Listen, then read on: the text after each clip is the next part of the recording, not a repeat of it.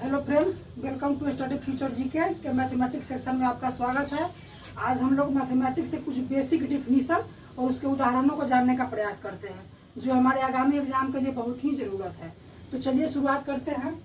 पहला हमारा है सम संख्या, इवन नंबर। ऐसी संख्या जो जोड़ा में हो अर्थात पेयर में हो और जिसे जब 2 से डिवाइड किया जाए तो पूरी तरह विभाजित हो जाए। इट मीन्स की the number which is divisible by 2 having no remainder, वो इवन नंबर सम संख्या होता है। इसका एग्जाम्पल अगर देखें तो सिंपली 2, 4, 6 के गैप पे होता है। 2 का गैप करते जाए तो वो सम संख्या होता है। कारण इसका यही है कि 0 एक सम संख्या होता है। 0 एक धनात्मक सम संख्या होता है। आगे देखते हैं विषम संख्या। विषम संख्या वह संख्या जिसका जोड़ा न हो उसे विषम संख्या कहते हैं, अर्थात जिसे 2 से जब विभाजित करे तो पूरी तरह भाग न लगे, कुछ शेष बच जाए, उसे कहते हैं विषम संख्या।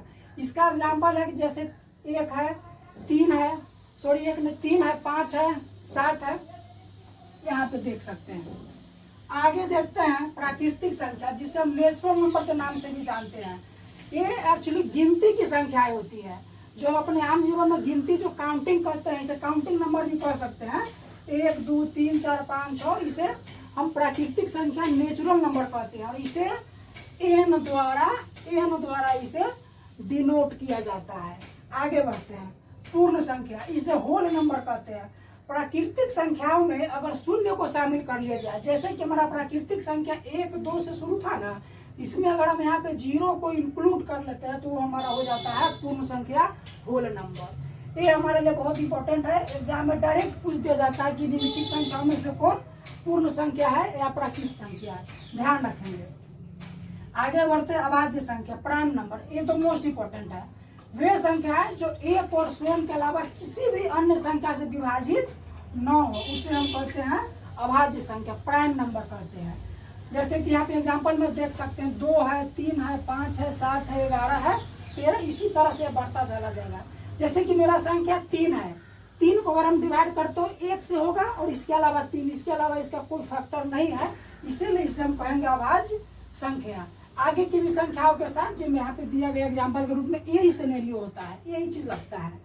इसी में हम अगर देखते हैं आगे तो संयुक्त संख्या आती है, जिसे कंपोजिट नंबर के नाम से जाना जाता है। वह संख्या जो किसी भी संख्या से विभाजित हो जाए उसे कहते हैं संयुक्त संख्या। इसका मतलब यह हुआ इसके फैक्टर जो होंगे 2 से ज्यादा होंगे, इसको ये समझना है। जब इसको जैसे यहाँ पे हम देखें 6 को अगर फैक्टर कर रहे हैं, इसको हम तोड़ रहे हैं, 1 गुना 2 गुना 3 है, इसमें क्या देख रहे हैं, इसका फैक्टर हो जा रहा है, तो इसको हम कहते हैं कंपोजिट नंबर, संयुक्त संख्या कहते हैं। 4 हमारा सबसे छोटा कंपोजिट नंबर होता है, संयुक्त संख्या, इसे याद रखेंगे, एग्जाम में डायरेक्ट पूछा जा सकता है।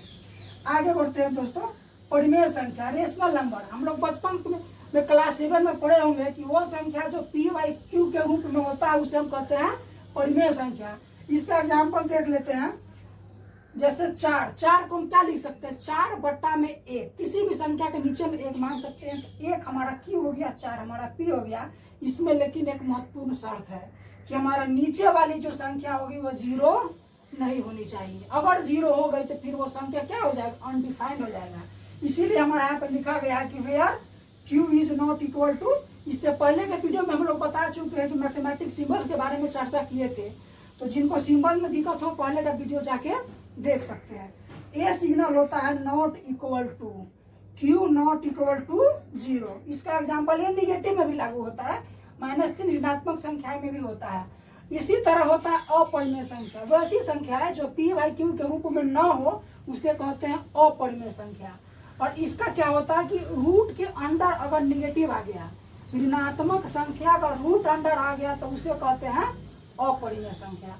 आगे बढ़ते हैं पूर्णांक संख्या, इंटीजर। ये बहुत ही इंपॉर्टेंट है। इंटीजर संख्या वो होता है जो पूर्ण संख्या के रूप में हो।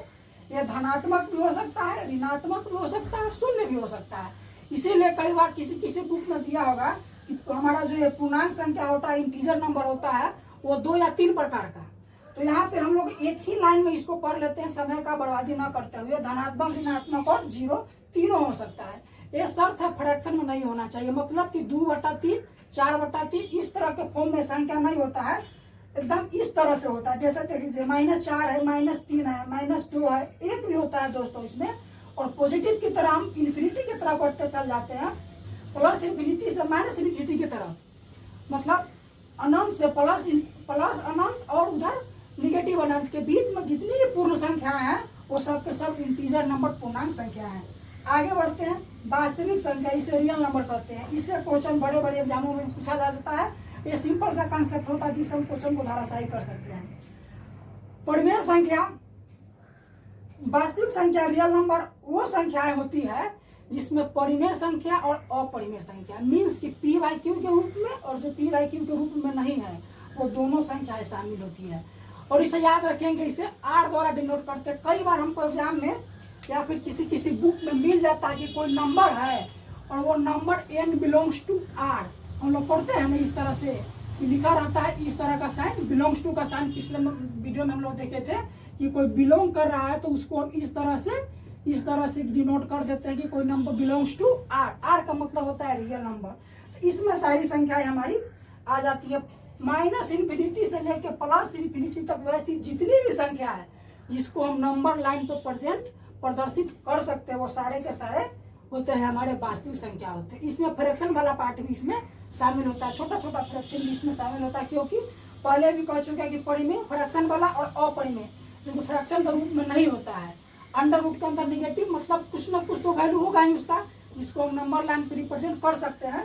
इन सारी संख्याओं को वास्तविक संख्या के कैटेगरी में रखते हैं। आज के लिए इतना ही। चैनल को लाइक करें, सब्सक्राइब करें और अपने दोस्तों तक जरूर पहुंचाएं ताकि सब देखें और आने वाले एग्जाम का